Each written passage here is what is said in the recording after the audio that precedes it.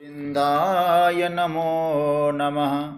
नमः परमहंसास्वादितचरणकमलचिन्मकरन्दाय भक्तजनमानसनिवासाय श्रीरामचन्द्राय। वागीशायस्य वदने लक्ष्मीर्यस्य च वक्ष्यसि यस्यास्ते हृदये संवित् तं नृसिंहमहं भजे। गुरुर्ब्रह्मा गुरुर्विष्णुर्गुरुर्देवो महेश्वरः गुरुसाक्षात् परब्रह्म तस्मै श्री गुरवे नमः। भगवत चरण कमलानुरागी सभी आत्मीय प्रिय स्वजन प्रियजन, आप सभी को मेरा प्रणाम। स्वाध्याय परिवार के सभी प्रभु प्रेमी जनों को वंदन, सबका अभिनंदन। राधे राधे, जय श्री कृष्ण। भगवान की मंगलमयी कृपा का हम सब अनुभव कर रहे हैं। सत्संग की प्राप्ति, सच्चिंतन को प्राप्त होना, यह भगवान की कृपा का प्रतिफल होता है। और परमात्मा की उसी मंगलमयी कृपा का अनुभव करते हुए श्रीमद् भगवत गीता के आधार पर हम लोग आत्मचिंतन, प्रभु चिंतन कर रहे हैं। श्रीमद् भगवत गीता के 9वें अध्याय में जो ज्ञानी भक्तों के लिए भगवान ने साधना के 3 प्रकार बताए हैं, एकत्वेन, पृथक्त्वेन और बहुधा विश्वतो मुखम। एक भाव से और स्वामी और सेव्य के भाव से, स्वामी और सेवक के भाव से, और तीसरा बहुधा विश्वतो मुखम, कण कण में, क्षण क्षण में, हर काल में, हर वस्तु में भगवान का ही स्वरूप, इस रूप में बहुधा विश्वतो मुखम, विराट रूप में भी हम लोग भगवान की उपासना करते हैं। तो ज्ञानी की जो भक्ति विराट में परमात्मा का कैसा दर्शन करती है, वो भक्ति, उसका चिंतन चल रहा है। 16 से लेकर 19वें श्लोक तक बहुधा विश्वतो मुखम की व्याख्या भगवान ने की है। उसकी चर्चा में एक बड़ा ही सुंदर चिंतन हमको प्राप्त हो रहा है, जो 19वां श्लोक है।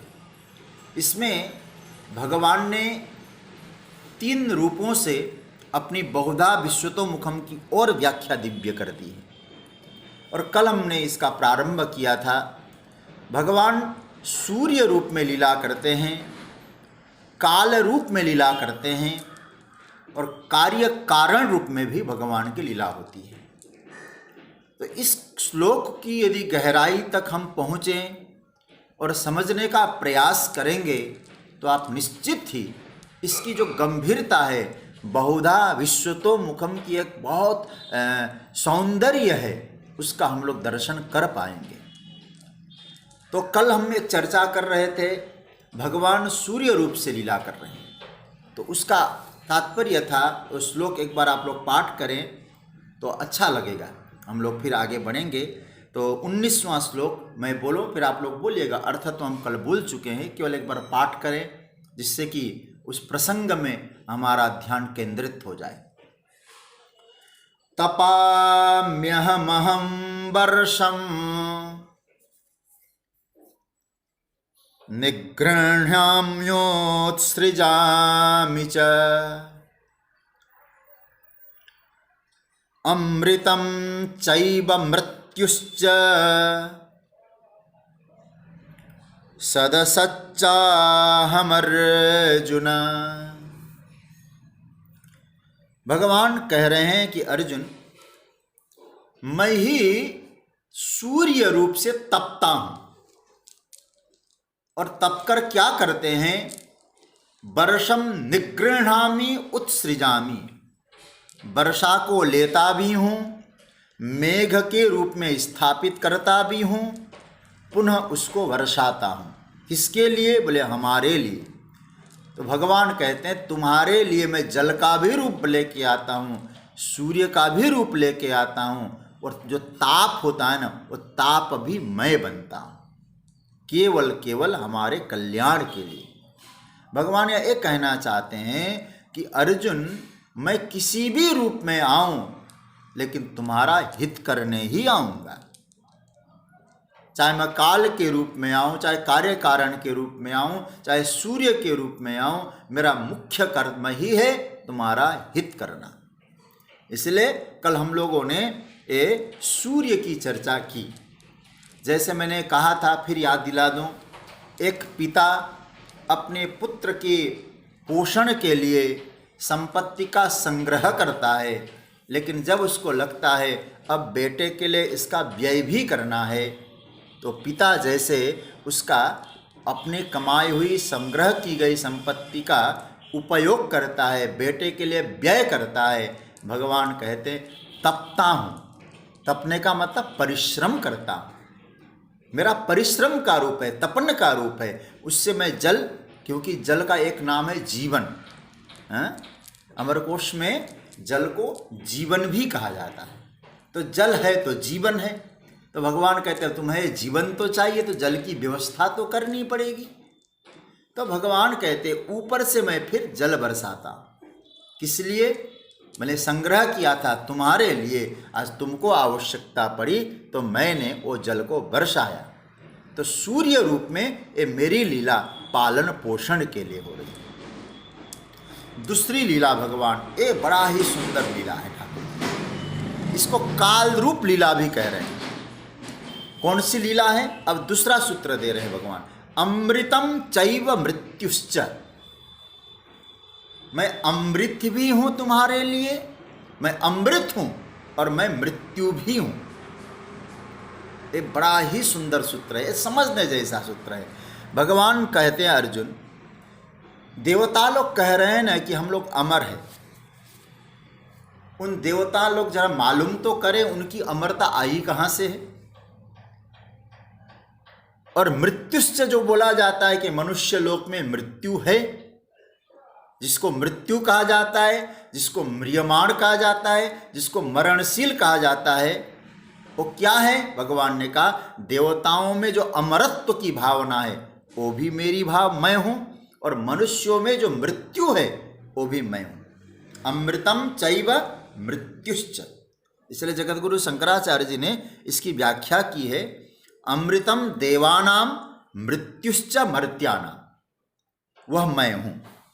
इसका मतलब है अमर के रूप में, अमृत के रूप में भी मेरी लीला चल रही है, और मृत्यु के रूप में भी मेरी लीला चल रही है। ये सब मेरी लीला है अर्जुन, काल की लीला है। और ध्यान इस बात को देना है कि तुम एक पक्ष को लेकर मत बैठो, कि हमारे जीवन में जब ये सोचते हैं ना, अमृत का मतलब आनंद, सुख, अच्छी परिस्थिति, उन अच्छी परिस्थिति, सुख और आनंद को तो हम लोग कहें ये भगवान की कृपा है, परमात्मा ने दिया है। और जब हम नहीं चाहते ऐसी परिस्थितियाँ आ जाती है, हम लोग कहते हैं भगवान हमारी क्या परीक्षा लेना चाहता है। भगवान कहते उसमें भी मैं हूँ। अनुकूलता में ही परमात्मा की कृपा नहीं होती अर्जुन, कभी कभी हम नहीं चाहते और ऐसी परिस्थिति आ जाती है, उसमें भी परमात्मा ही होते हैं। संसार में आप जरा सोचिए, मृत्यु को कौन वर्ण करना चाहता है? जीवन तो सब चाहते हैं, मृत्यु तो कोई नहीं चाहता। और भगवान कहते मैं तो मृत्यु भी हूं। अभी चर्चा करेंगे हम उसके और विस्तार से, जब 11वां अध्याय में पहुंचेंगे तो भगवान ने अपने आप को काल तक कहा है। तो सूर्य से एक होकर मेरा काम है सृष्टि का संचालन करना, और काल से एक होकर मेरा काम है उसकी सफाई भी करना। अच्छा, भगवान काल रूप क्यों बनते हैं भाई? सफाई करनी होती है। कोई वस्तु रख लो लेकिन उसकी सफाई न करो तो खराब हो जाएगा, तो भगवान काल रूप से सफाई करते हैं। अब हम लोग भी कभी कभी कहते हैं ना, दीर्घ काल तक किसी का शरीर जब रह जाता है तो बोलने लगते भाई ये तो बड़ा अमर जैसा है, अमर हो गया। और जब 65 और 70 में बुढ़ोती छाने लगती है तो फिर हम लोग धीरे धीरे शरीर इत्यादि लटकने लगता है। बोलते क्या है, अरे सभी की यही गति होनी है, हमारी ही क्या है। भगवान फिर उस समय आदमी लोग बोलते हैं ना, अमर होके तो कोई नहीं आया, वो जाना है। भगवान कहते हैं वो कोई नहीं कर रहा है अर्जुन। सूर्य से एक होकर जगत का पोषण यदि मैं करता हूं तो काल से एक होकर सफाई भी मैं ही करता हूं। सफाई का कार्य भी मेरे द्वारा हो रही। अब आप थोड़ा सा सोचेंगे तो आपको ख्याल में आ जाएगा।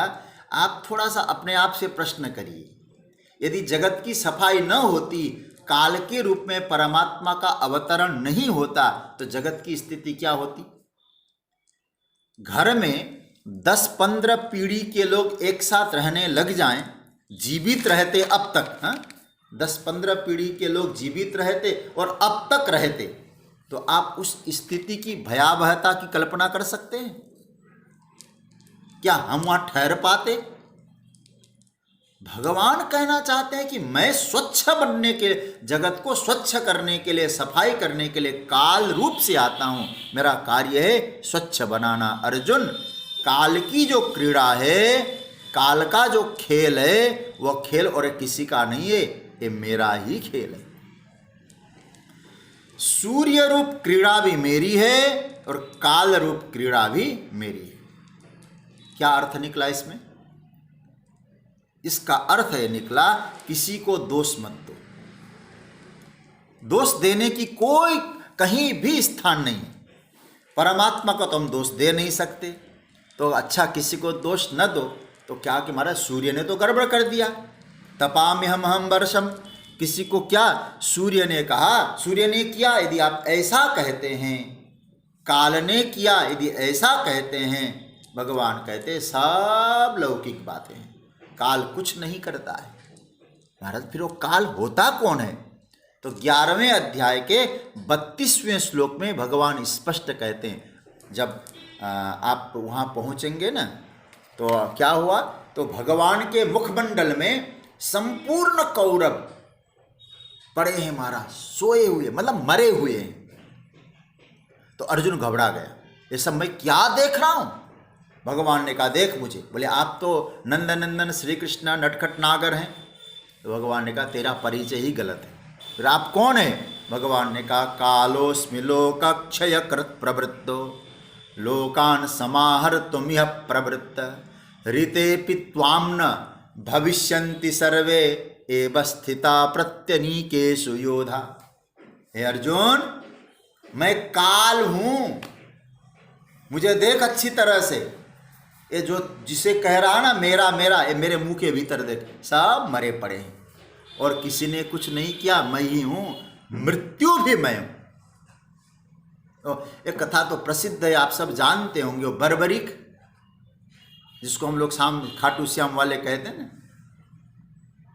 आप जरा सोचिए उन्होंने क्या कहा था जब पेड़ में वो लटके थे। जब युद्ध पूरा हुआ तो कहा कि चलो युद्ध किसने जीता, सबको अभिमान हुआ। तो बर्बरिक से पूछा गया, घटोत्कच का बेटा, तो उन्होंने क्या कहा? बोले तुम व्यर्थ का अभिमान मत करो, महाराज श्री कृष्ण का सुदर्शन चक्र ही घूम रहा था काल रूप में। आप जरा सोचिएगा सज्जनों, भगवान यहाँ क्या कह रहे हैं? मैं काल हूं, मतलब मैं मृत्यु भी मैं हूं। यदि कोई यह समझता है वर्षा धूप ये सब सूर्य की क्रीड़ा है, नाना प्रकार की जो फसलें पैदा होती है, जगत में जो परिवर्तन होता है, ये सब सूर्य की क्रीड़ा है, तो ऐसा कोई समझने वाला है तो भगवान कहते हैं मैं तो स्टाम्प पेपर में मोहर मार के दे दूंगा, उसके लिए अज्ञानी है, समझता कुछ नहीं है। अर्जुन, ये सब मेरी क्रीड़ा है।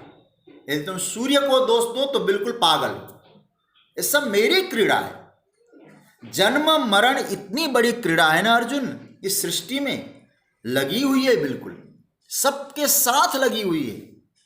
और सज्जनों, यह किसकी क्रीड़ा है? कौन खेल रहा है? किसने कहा भाई ये तो काल की क्रीड़ा है ना, मृत्यु तो सबको ले जाता है, सबकी मौत होती है। भगवान ने कहा काहे के काल की क्रीड़ा है भाई, ये सब मेरी क्रीड़ा है। मृत्युम च अमृतंच, मृत्यु च अमृतंच अहम अस्मि। जीवन में जीवन भी मैं हूं और मृत्यु भी मैं हूं। लेकिन एक बात ध्यान देना, मैं क्यों जीवन बना, मैं क्यों मृत्यु बना, अमृत बना, मृत्यु क्यों बना? बोले कल्याण के लिए बिना। जगत कल्याण हेतु भगवान मृत्यु भी बनते हैं और जगत का कल्याण करने हेतु भगवान अमृत भी बनते हैं। थोड़ा सा समझने जैसी चर्चा यहां आई हुई है। देखिए, भगवान ये कहना चाहते हैं तुम एक पक्ष को लेकर मत बैठो। कई बार हमने मृत्यु को तो समझा अमंगलकारी और जन्म को समझा मंगलकारी, लेकिन भगवान यहां क्या कहा है, दोनों ही मंगलकारी हैं। जैसे जीवन में जब जन्म हुआ है तो आपने उत्सव मनाया, मृत्यु में हम रोते हैं। तो हमने क्या काम किया कि एक जगह तो हमने भगवान को देखा और एक जगह भगवान को नहीं देखा। तो विराट रूप मेरा हुआ कैसे, फिर विश्वतोमुखम बना कैसे अर्जुन? तुम यदि सब जगह परमात्मा का दर्शन करते हो तो मृत्यु मुझसे अलग कब से हो गई? हमारे यहाँ इसलिए कहा जाता है जैसे जीवन महत्वपूर्ण है, जीवन के लिए तुम उत्सव मनाते हो, मृत्यु के लिए भी उत्सव मनाओ। मृत्यु मंगलमय होता है। और याद रखना सज्जनों, हमारे पूज्य गुरुदेव कहा करते थे कि ऐसा है कि देखो महापुरुषों का जन्मदिन तो मनाना ही नहीं चाहिए। जो सन्यासी लोग होते हैं ना, हमारे पूज्य गुरुदेव की वाणी थी। अब बाद में और क्या हुआ मैंने इसकी चर्चा नहीं करना चाहूँगा। महात्मा जो घर से त्याग हो चुके हैं, घर छोड़ के आए, उनका जन्मदिन मत मनाओ। कारण बोले जन्म तो साधारण सबकी तरह हुआ है, लेकिन वो ज्ञान को प्राप्त करके मृत्यु में भी परमात्मा का दर्शन करके यदि वो मृत्यु को भी आनंदमय उत्सव की तरीके से मनाते हैं तो इसलिए महात्माओं की पुण्यतिथि मनाओ, क्योंकि मृत्यु उनका मंगलमय बना। अब जरा सोचिएगा, जीवन की प्रारंभिक अवस्था और मृत्यु को हम अंतिम अवस्था मानते हैं, लेकिन हम एक में उत्सव और एक में गमगीन। यदि विराट का दर्शन करना चाहते हैं तो एक जगह आप भगवान को देखो और दूसरी जगह को इसमें तो भगवान नहीं है, तो आपने विराट का साक्षात्कार नहीं किया। इसलिए बहुधा विश्वतोमुखम वाली जो बात है इसको समझना थोड़ा सा। इसलिए दो बातें हो गई, सूर्य रूप लीला और यहाँ काल रूप लीला। उस यहाँ भगवान कहते हैं, इसको और अच्छी तरह समझ लो, सूर्य रूप से मैं हूं, काल रूप से मैं हूं, सत असत च अहम, सत और असत दोनों ही मैं हूं। अब जरा सोचो सज्जनों, ऐसा ईश्वर दुनिया में आपको मिलेगा जो सब कुछ कहे सत भी मैं हूं असत भी मैं हूं। सत कहते हैं कार्य को और असत कहते हैं कार्य कारण को। तो सत भी मैं हूं असत भी मैं हूं, मतलब कार्य भी मैं हूं कारण भी मैं हूं। इसको अभी अच्छी तरह समझेंगे हम लोग। थोड़ा सा गौर से देखिए आप यहाँ इस श्लोक में कि यहां तीन बातें भगवान ने कही। अभी मैं सत असत की व्याख्या करूंगा। पहली बात भगवान ने कही इस श्लोक में, पहली क्रीड़ा सूर्य की है।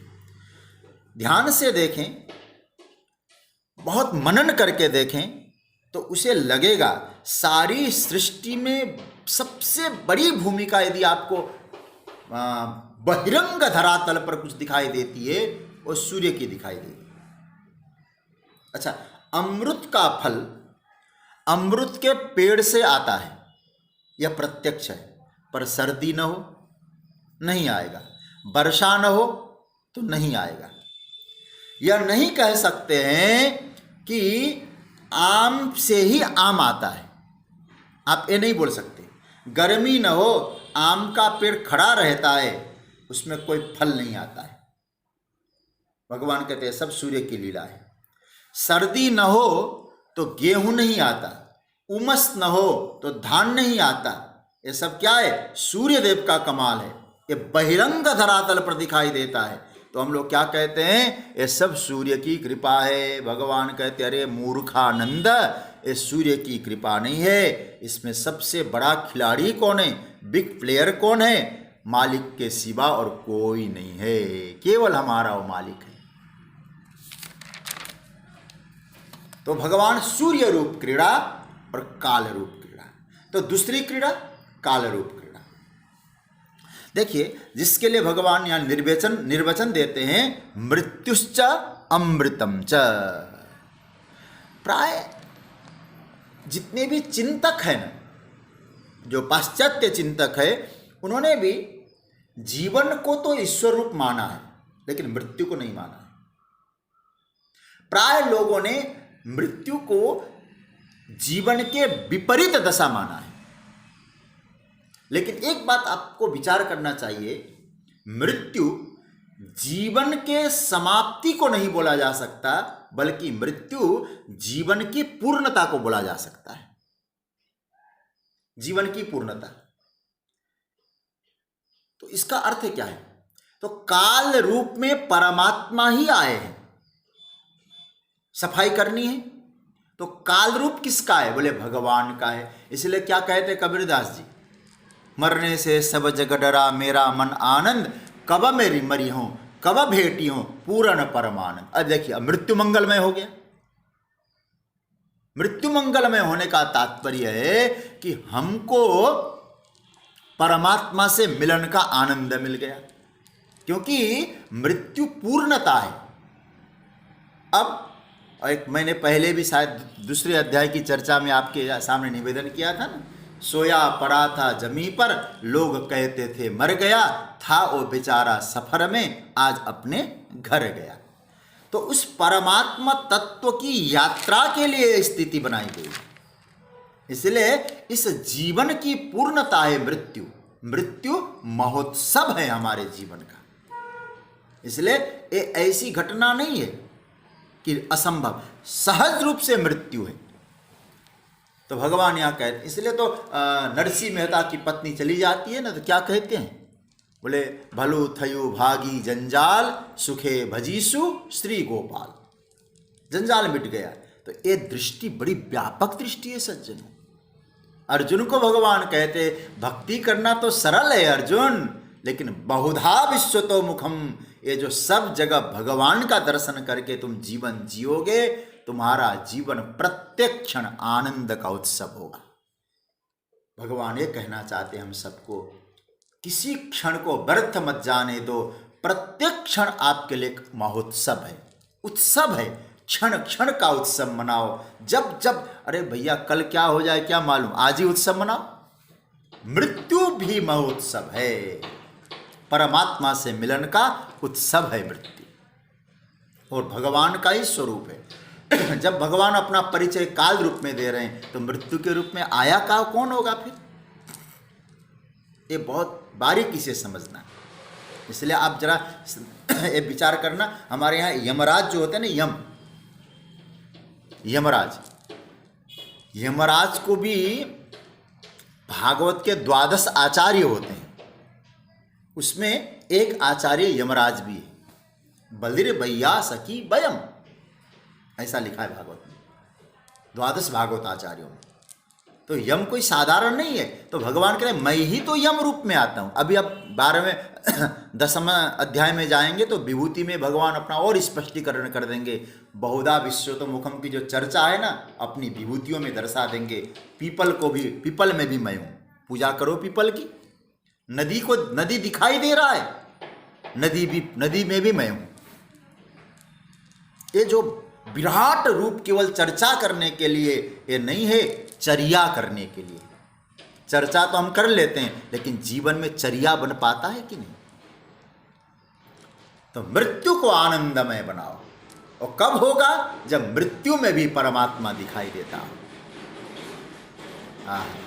मैं एक छोटी सी बात कहूँ, विनोद की बात है, हालांकि आप समझ जाएंगे।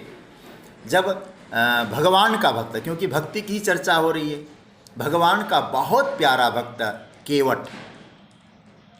केवट जब यमुना जी के तट पे पहुंचते हैं भगवान, तो केवट की चर्चा बड़ो विस्तार से रामचरितमानस में, मैं तो केवल एक उदाहरण के तौर पे कह रहा हूँ। केवट कहता है, प्रभु मैं आपको पार उतार तो दूंगा, लेकिन आपसे मैं कुछ भी नहीं लूँगा।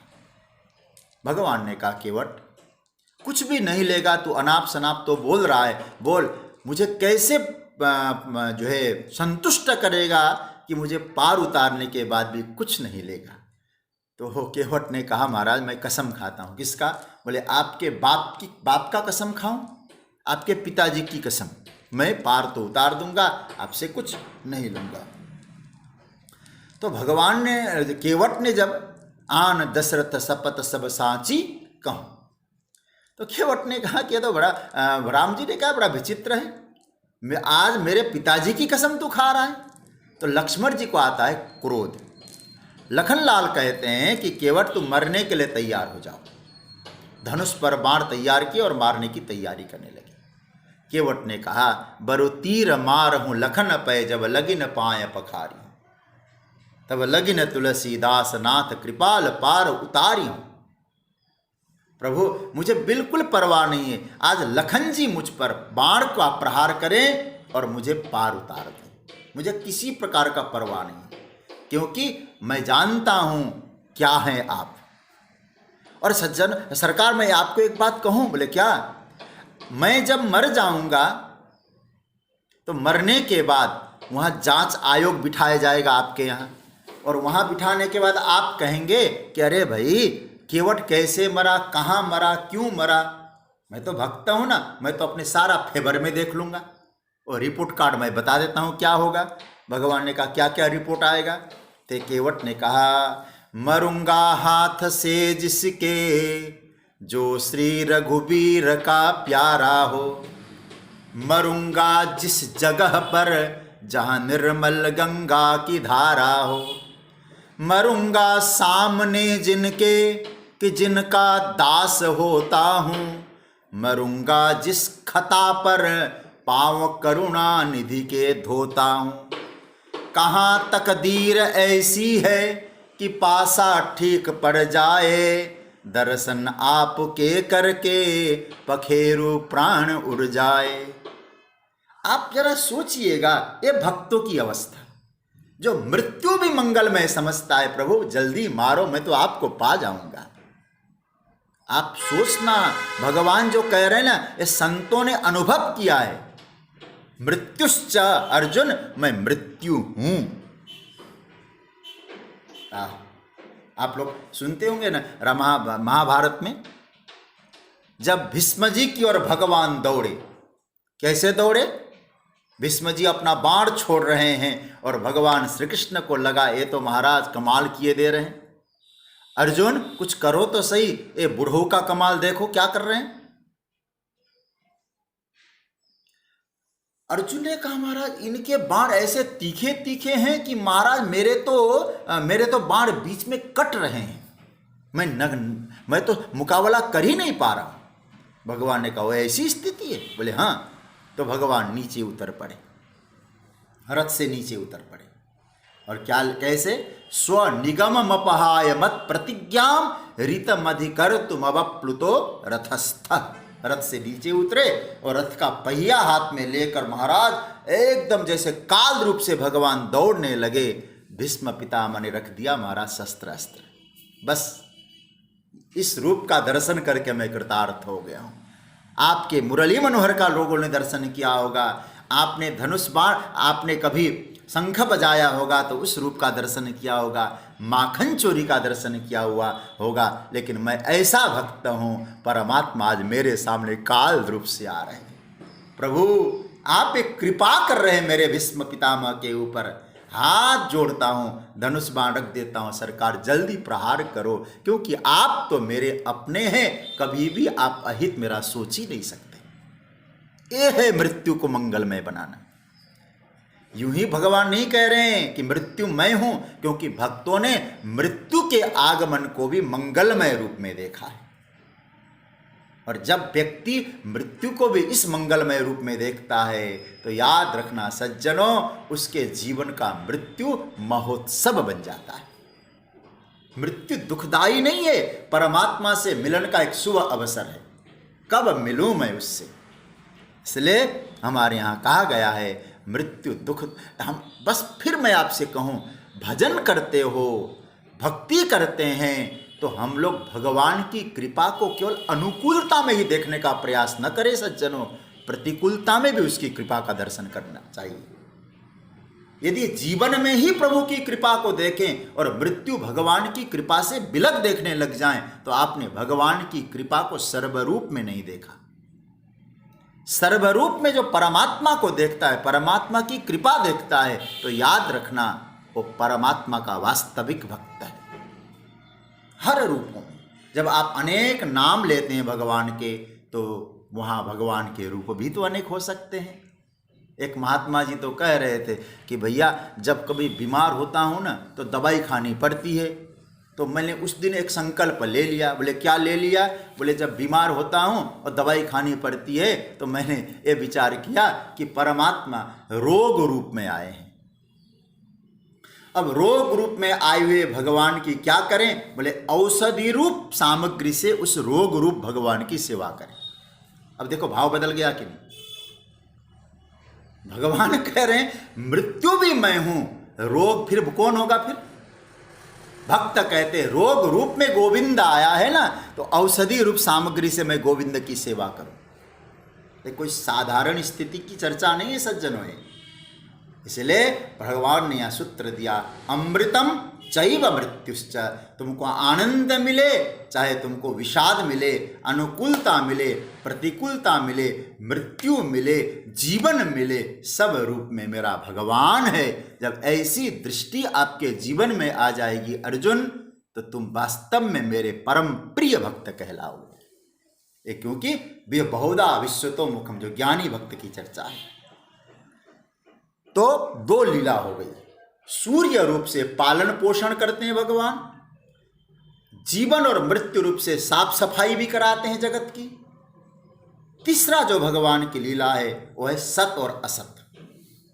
इसको हम लोग कहेंगे कार्य और कारण रूप। थोड़ा इसको बारीकी से समझते हैं। आइए यह देखना आप लोग, ये 19वां जो श्लोक है ना, बहुत गहराई से समझना है और गहरा भी है श्लोक। थोड़ा इसको तरीके से भी समझना पड़ेगा। सत और असत, सत क्या है, असत क्या है? जगतगुरु शंकराचार्य ने कहा कार्य कारणे वा सत असति। कार्य में सत बुद्धि होती है। और वेदांत का यह सिद्धांत, जो वेदांत का चिंतन करते हो सब जानते हैं, जितने भी कर्म होते हैं वो सभी कर्म सत में ही विवर्त होते हैं। ठीक है, जो भी है कर्म वो सत में विवर्त है। क्यों? मतलब कि कौन कहेगा कि पृथ्वी नहीं है, आपका शरीर नहीं है? यहां सत शब्द कार्य के रूप में आया है। एक पहले बात ध्यान देना, ये जो है ना कार्य रूप, ये सत शब्द के रूप में जो प्रकट दिखाई देता है। इसलिए आप यहां सत शब्द का अर्थ ब्रह्म मत कर देना। इसलिए तो मैं बार बार आपसे कहता हूं, गीता का अनुवाद पढ़ के गीता समझना मुझे लगता नहीं कि इतना सरल है। यह सत शब्द का अर्थ, क्योंकि शब्दानाम अनेकार्था, शब्दों के अनेक अर्थ होते हैं, तो यह सत का अर्थ समझ लेना कार्य और असत का अर्थ समझ लेना कारण। कैसे होता है देखो, कारण प्राय प्रत्यक्ष नहीं होता है। कार्य तो दिखाई देता है लेकिन कारण प्रत्यक्ष हमको अनुभव में नहीं आता है। इसलिए हम जैसे लोग जो लौकिक बुद्धि वाले हैं, कई बार ध्यान नहीं देते कि कारण नाम की कोई चीज शायद होगी, वो छिप जाता है। अतः असत शब्द वाच्य क्या है, कारण छिप जाता है प्राय। कार्य दिखा, अभी कैसे आपको समझ में आ जाएगा। तो असत शब्द वाच्य जो होता है वो है कारण, और सत शब्द वाच्य जो है वो है कार्य। ऐसा भगवान भाष्यकार कहते हैं। तो इसका अर्थ क्या हुआ, सत हुआ कार्य। अब देखो, हम पैदा हुए हैं, हम हैं, दिखाई दे रहा है, तो एक कार्य है। तो इसको कहते हैं दिखाई देने वाला सत, एक कार्य। अच्छा, आया कैसे? हमारा शरीर आया कैसे? अधिक से अधिक तो हम इतना ही कह सकते हैं, माँ के गर्भ से आया। पिता के देह में था, माँ के गर्भ में गया, आया। मैक्सिमम बात इतनी हो सकती है। आगे तो हमारी बुद्धि शायद चलना मुश्किल ही है।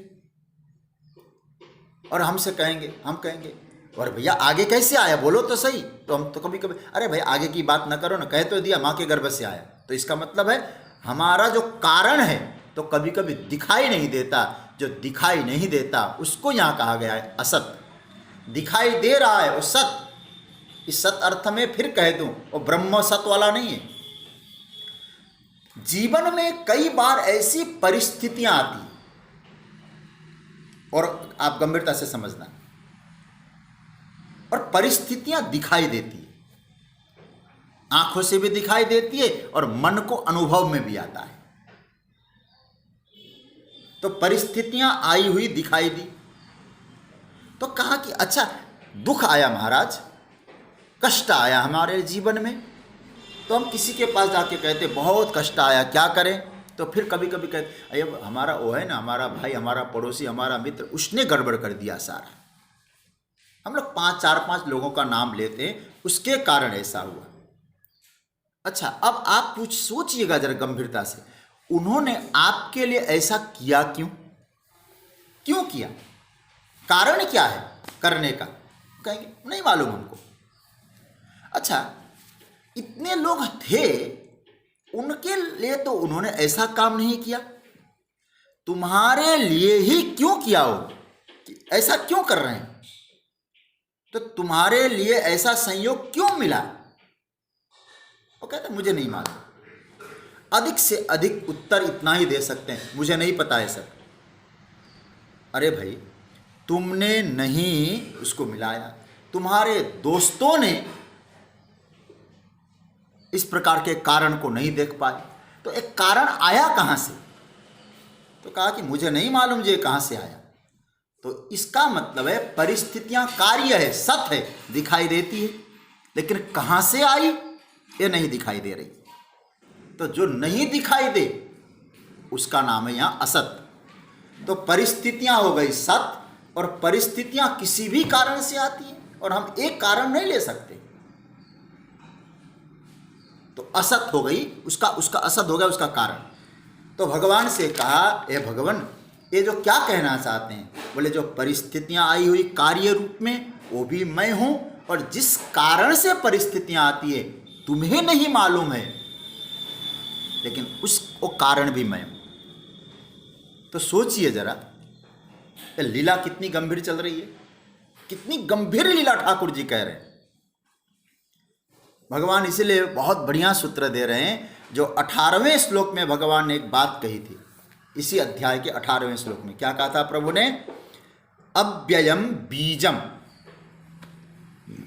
इस सृष्टि का अव्यय बीज हूं।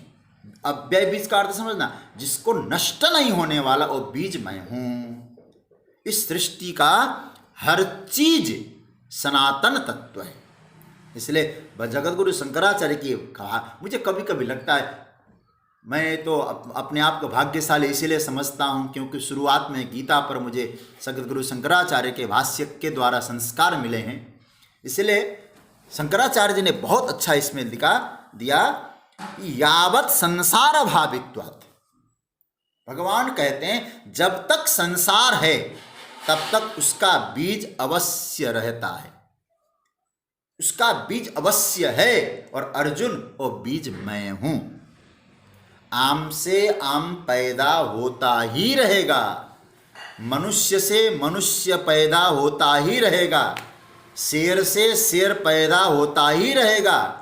ये चलता आ रहा है, चलता रहेगा, और कब से चला आ रहा है और कब से चलता रहेगा। अर्जुन बस तुम तो देखो कार्य को, लेकिन समझना बिना कारण के कार्य नहीं है। तो कारण भी मैं हूं और कार्य भी मैं हूं। तो जगत में जो परिस्थितियां आई है वो परिस्थिति के रूप में भी हमारा स्वागत करो, और परिस्थितियां उत्पन्न करने वाले ब्रह्म को भी तुम आनंद लो। वही तो है, वही तो ये परिस्थितियां दे रहा है।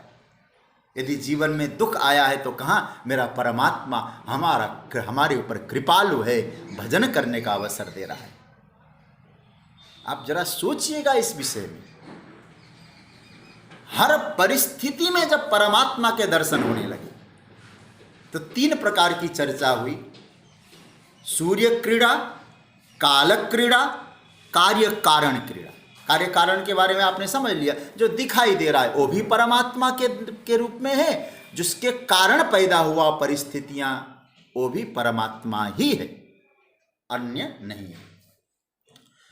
तो इतनी सी है बस, ज्यादा तो है नहीं। भगवान कहते हैं पर सब कुछ है उन्हीं में है। अच्छा महाराज, जब सब कुछ उन्हीं में है, कार्य कारण रूप क्रीड़ा, सूर्य रूप क्रीड़ा, काल क्रीड़ा, तो भाई हम कौन हो सकते हैं? भगवान कहते हम कौन हो सकते हैं? भगवान के तुम तो एक धूल कण भी नहीं हो। अब इन ऐसे विश्व ब्रह्मांड में हमारा रोल क्या हो सकता है? तो हम चर्चा ये कर रहे थे, भगवान यहाँ ये कह रहे हैं कि भाई इस विश्व ब्रह्मांड में तो हम तो एक धूल कण भी नहीं। तो फिर कौन कर रहा है? भगवान कहते तपाम्यहमहं वर्षम निगृह्णामुत्सृजामि च अमृतम चैव मृत्युश्च सदसच्चा हमर्जुनः। ये भगवान ने यहाँ कहा है। तो अब यहाँ बहुत सुंदर यह है, अब भगवान इसका उपसंहार मानो कर रहे हैं। तो क्या कहना चाहते हैं अर्जुन? तो मैंने जो अपना परिचय दिया विश्वतोमुखम के रूप में, यह मैं हूं। ज्ञानी इस रूप को पहचानता है। ज्ञानी की दृष्टि क्या है? मेरे इस रूप को पहचानता है। सूर्य रूप को पहचानता है, मृत्यु रूप को पहचानता है, अमृत रूप को पहचानता है और कार्य कारण रूप को भी पहचानता है। इसलिए उसका ज्ञान यही है कि सूर्य रूप की क्रीड़ा, काल की क्रीड़ा और सत असत की जो क्रीड़ा है वो मेरी क्रीड़ा समझता है। बस मैं हूं ये जानता है। तो इन जो 4 श्लोकों में 16 से लेकर 19 तक के श्लोकों में भगवान ने विश्व प्रपंच का जो निर्वचन कर दिया है, ये बहुत गहरी बात ठाकुर जी ने कही। और मैं तो समझता हूं ये तो वेदव्यास जी महाराज की जो योग्यता और ठाकुर जी का तो बोलना क्या है महाराज, क्या सुंदर रूप से उन्होंने प्रस्तुत किया है। बलिहारी ठाकुर जी की भगवान कहते महात्मानः माम भजन्ति। अब उस बात को फिर जोड़िएगा, महात्मानस्तु माम पार्थ दैवीं प्रकृतिमाश्रिता। अब आप जोड़िएगा उस बात को, आप कितना आनंद लेंगे। देखिए अब 13वां श्लोक देखिए, महात्मानस्तु माम पार्थ। अर्जुन, ये जो महात्मा लोग मेरा भजन करते हैं, जो मैं कह रहा हूं, अर्जुन सच्चाई यही है। वे महात्मा कैसे भजते हैं? एकत्वेन भजन्ति, पृथक्त्वेन भजन्ति और बहुधा विश्वतोमुखम रूपेण माम भजन्ति।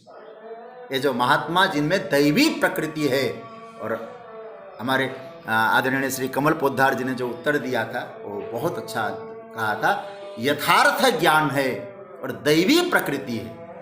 तो ऐसे जो महात्मा, उनकी प्रकृति स्वभाव भी सुंदर है और ज्ञान भी जो यथार्थ है, ऐसी प्रकृति वाले जो महात्मा है, वे जब इस सच्चाई को जानते हैं तो भगवान सोचते हैं ज्ञान भी है, दैवी प्रकृति भी है, एक रूप में भी वही है, 2 रूप में भी वही है और अनेकता में भी वही परमात्मा तत्व विद्यमान है।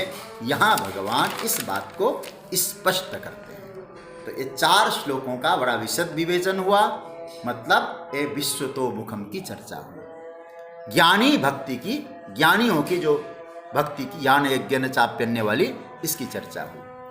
अब थोड़ा सा एक श्लोक और बढ़ते हैं, 20 तक तो हो जाए, फिर हमारा कुछ दिन गीता पर तो विश्राम रहेगा। तो 20वां श्लोक भी आज हम लोग कर सकते हैं। देखिए भगवान ने अपने स्वरूप का वर्णन किया, चाहे निर्गुण स्वरूप में हो, निर्गुण स्वरूप में न च मत्स्थानि भूतानि पश्चिमे योगमैश्वरम, मत्स्थानि सर्वभूतानि, ये सब भगवान ने निर्गुण रूप से वर्णन किया। सगुण रूप में भी अभी हम लोग सुन रहे हैं, इसका वर्णन किया।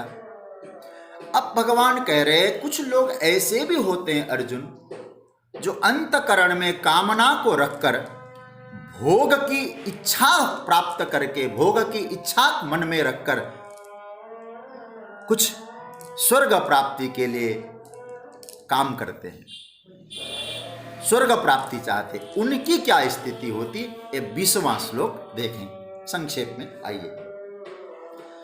त्रैविद्या मां सोमपापूत पापा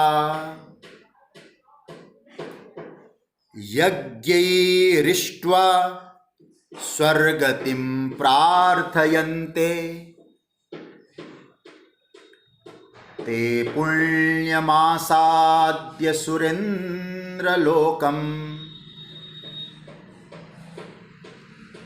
अश्नन्ति दिव्यान् दिवि देव भोगान्। भगवान कह रहे त्रैविद्या सोमपा पूतपापा मां यज्ञैः इष्ट्वा स्वर्गतिं प्रार्थयन्ते पुण्यम सुरेन्द्रलोकम आसाद्य दिवि दिव्यान देव भोगान अश्नन्ति। बहुत सरलता से आप समझ लेंगे। देखो, त्रैविद्या, तीनों वेदों में विधान किए गए सकाम कर्म, क्योंकि 3 विभाग किए गए मंत्र इत्यादि के आधार पर चारों वेद उसमें आ जाते हैं। तो जो सकाम कर्म करने वाले जो लोग हैं, वेदों में भी वेदों के आधार लेकर जो सकाम कर्म करने वाले लोग हैं, सोमपा पूतपापा। सोमपा मतलब होता है सोम रस पीने वाले, पूतपापा मतलब पाप से जो रहित हैं। क्या करते हैं? माम यज्ञै इष्ट्वा, मुझे यज्ञों के द्वारा पूजते हैं और पूज करके स्वर्गतिम प्रार्थयन्ते, स्वर्ग की प्राप्ति चाहते हैं।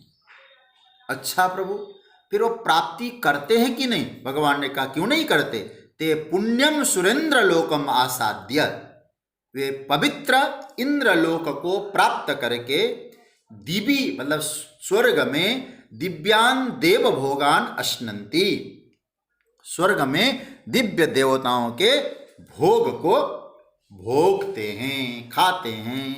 ये बात कही।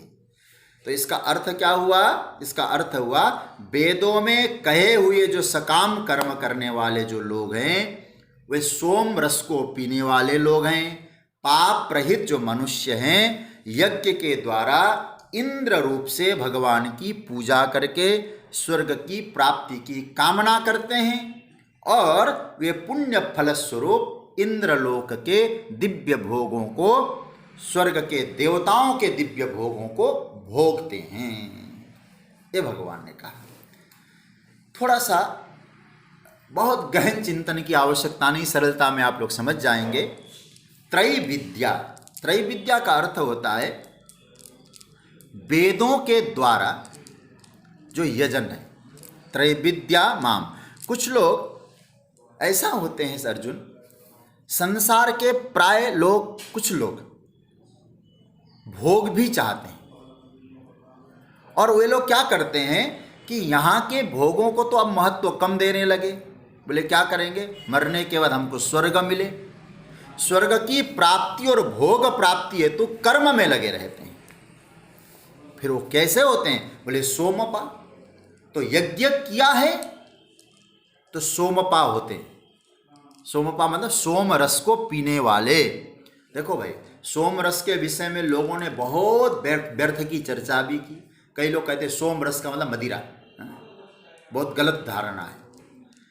देखो, सोम रस का अर्थ लिखा है, परम पूज्य स्वामी रामसुखदास जी महाराज कहते हैं सोम रस के विषय में, सोमलता के विषय में शास्त्रों में चर्चा जो आती है, क्या कहते हैं पूज्य स्वामी जी?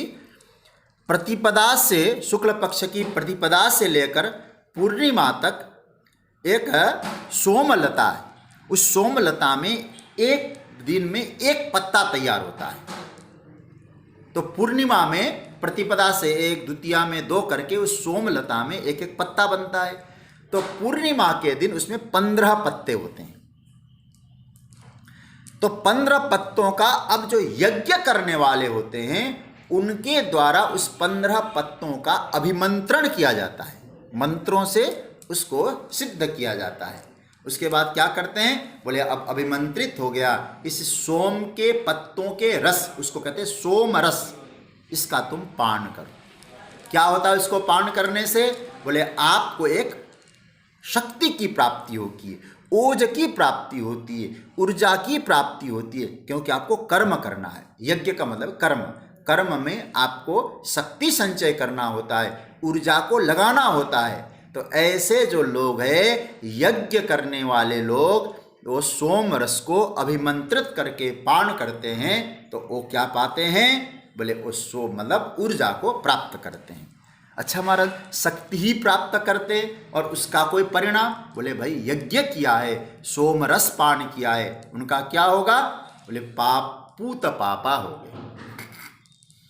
पूत पापा का अर्थ होता है पाप से पवित्र हो गए। अब पाप से पवित्र, इसका मधुसूदन सरस्वती जी अर्थ करते हैं, स्वर्ग के प्रतिबंधक जो पाप होते हैं उनसे वो पवित्र, उनसे निवृत्त हो गए। मतलब जो ब्रह्मानुभूति वाली जो स्थिति है उसका वर्णन नहीं कर रहे हैं। मधुसूदन सरस्वती जी का भाव है, क्या कहते हैं, स्वर्ग के प्रतिबंधक पाप से निवृत्त हो गए, वे यज्ञ के द्वारा मुझे यजन करते हैं। मतलब पाप निवृत्त हो गए, शक्ति प्राप्त किए, तो वेदों के द्वारा बताए हुए यज्ञ करते हैं। किसके लिए कर रहे हैं, भगवान कहते मेरे लिए कर रहे हैं, माम यजंती, मेरा यजन करते। माम, यहां बहुत सुंदर अर्थ किया। माम शब्द का अर्थ इंद्र रूपेण माम, देखो हमारे महापुरुषों का, इंद्र रूप में मेरा। और एक बात मैं कहूं, देखो वेदों में जो इंद्र शब्द है ना, एक दो जगह छोड़ दें तो इंद्र शब्द का अर्थ परमात्मा वाचक ही होता है। हाँ, पुराणों में जो इंद्र शब्द है वो उनादि में जाके बनता है, वहां ऐश्वर्य से मदोन्मत्त हुआ व्यक्ति, इदंत्र, जिसको ऐश्वर्य की प्राप्ति हुई है, दूसरे का उत्कर्ष जिसके द्वारा देखा न जा सके, वो पुराणों का इंद्र है। लेकिन वेदों का जो इंद्र है, इंद्रो माया भी पुरुरूपम ईयते, अनेक रूप धारण करता है इंद्र माया के द्वारा। तो इंद्र वह परमात्मा वाचक है। तो क्या बढ़िया बात भगवान कह रहे हैं, उस समय मैं इंद्र रूप से क्या करता हूं, उनकी इच्छा की पूर्ति के लिए उनको स्वर्ग की यात्रा कराता हूं, स्वर्ग दे देता हूं, क्योंकि उनकी कामना वहां से ऊपर थी ही नहीं। कहां तक थी, तो भगवान यहां कहते हैं उनकी जो कामना थी, स्वर्गतिम प्रार्थयन्ते, स्वर्ग की ही कामना थी, मेरी कामना थी नहीं। तो मैं इंद्र के रूप में उनको स्वर्ग की ही स्थान देता हूं, क्योंकि वो मेरी तो इच्छा नहीं कर रहे थे, स्वर्ग की इच्छा कर रहे थे। तो फिर क्या हुआ, स्वर्ग की कामना करते हैं। तो सकाम कर्म का तात्पर्य है कि मैंने उनको स्वर्ग दे दिया। यहां कई बार ऐसा होता है, ये जो स्वर्ग की बात जो चल रही है, जब व्यक्ति के जीवन में यहाँ की स्थिति से ऊब जाता है ना, तो वहाँ की स्थिति चाहता है। बोले जैसे वो बात तो ऐसी हो गई, बोले यहाँ बोर हो गए, चलो कुछ दिन घूमने के लिए जाएं। तो इस प्रकार की जो मन की स्थिति है, ये स्वर्ग नरक क्या है, भगवान कहते यहाँ से ऊब गए वहाँ जाना, मतलब तुम्हारे मन की जो है स्थिति का ही यहाँ वर्णन है। मतलब इस जगत की कामना करते, इसका मतलब है हमने मन से जीना चालू किया, मन से ऊपर नहीं गए। मतलब यहाँ की कामना से ऊब गए, जगत की कामना से ऊब गए, यहाँ मकान नहीं बनाया, चलो वहाँ बना लेते हैं। ऐसे लोग होते हैं, मैं उनकी इच्छा की भी पूरी करता हूँ। अच्छा, भगवान यहाँ उसकी निंदा तो नहीं कर रहे हैं कि ऐसा काम क्यों करते हो, ऐसा भगवान उसकी निंदा नहीं कर रहे हैं, क्योंकि भाई यो ओज चाहिए, सामर्थ्य चाहिए, जगत में कर्म के प्रति हमें शक्ति की आवश्यकता है, उसकी निंदा भगवान कैसे करेंगे। भगवान कहते ठीक है, क्योंकि बहाना कैसा भी हो उनका, लेकिन एक बात तो आपको मानना ही पड़ेगा कि वो सत्कर्म में तो लगे हैं। ध्यान से समझना बात को। कैसे, मैं एक छोटी सी बात कहूँ, समय भी संकेत कर रहा है। जैसे दो बालक हैं, एक बालक स्कूल नहीं जाना चाहता है तो पिता माता उसको डंडे का डर दिखा के स्कूल भेज रहे हैं, और एक माता पिता उसको ट्रॉफी दिखा के स्कूल भेज रहे हैं। तो यज्ञ के द्वारा स्वर्ग की प्राप्ति क्या है? बोले ट्रॉफी दिखा के यज्ञ में लगाना, कर्म में लगाना।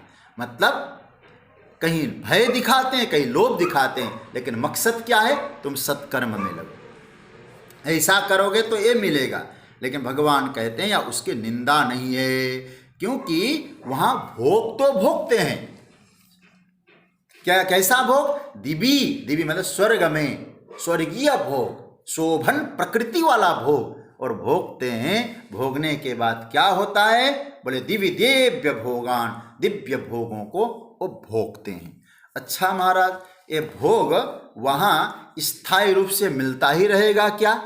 बोले नहीं मिलेगा। कब तक मिलेगा? बोले जब तक तुम्हारा पर्स गर्म है। बोले पर्स गर्म है तब तक मिलेगा? बोले पर्स में पैसे ना हो तो? बोले नीचे आओ। ये पैसे क्या है? बोले जो तुमने यज्ञ किए थे ना, वो यज्ञ के जो पुण्य रूप पैसे थे तुम्हारे पर्स में, वो खत्म हो गए। तो क्या होगा फिर? भगवान 21वें श्लोक में कहेंगे फिर तुम नीचे आ जाओगे, फिर नीचे आ जाओगे, क्योंकि होटल है वो तो खाली करना पड़ेगा तुमको। तो पुण्य की पूंजी जब तक है तब तक उन दिव्य भोगों को भोग सकते हो, और पुण्य की पूंजी खत्म होते ही फिर हमको धरती पर आना पड़ेगा। और आगे कहेंगे क्षीणे पुण्य मर्त्य लोकम विसंति। ये भगवान हम सबको फिर वहाँ से 21वें श्लोक में कहेंगे तो नीचे आना पड़ेगा। तो इस श्लोक में 20वें श्लोक में भगवान ने कामना युक्त जो वेदों के द्वारा यज्ञ की बात कही, उस यज्ञ करने वाले को स्वर्ग का भोग अवश्य मिलता है, क्योंकि उन्होंने जिस प्रकार की कामना की वहीं तक उनकी बुद्धि सीमित है। तो वहाँ जाकर भी वे भोग भोगते हैं, लेकिन कब तक भोगते हैं? जब तक पुण्य की पूंजी है। अभी भगवान से पूछा महाराज उतरते कब है? बोले कुछ दिन बीतने दो, गोपी गीत का कार्यक्रम होने दो, तब तक तुम स्वर्ग में ही रहो, और गोपी गीत का कार्यक्रम पूरा हो जाए फिर तुम उतर के आ जाना। हम लोग फिर गीता की चर्चा बाद में करेंगे। अब हम लोग कल की चर्चा जो हम लोग नहीं कर पाएंगे, क्योंकि ठाकुर जी की कृपा से हमारी भी यात्रा रहेगी कल।